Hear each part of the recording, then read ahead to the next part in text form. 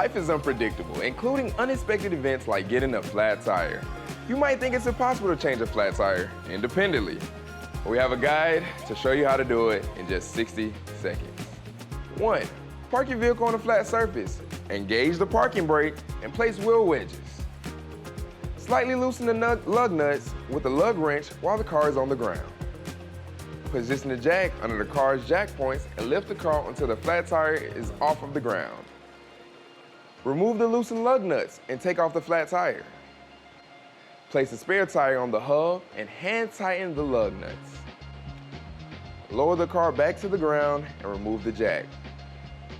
Fully tighten the lug nuts in a star pattern. If this still makes you nervous, come in for a Nissan Security Plus warranty quote and receive 24/7 roadside assistance. Plus, get $10 off your next service visit. Call or text us or visit the website to schedule your service appointment today.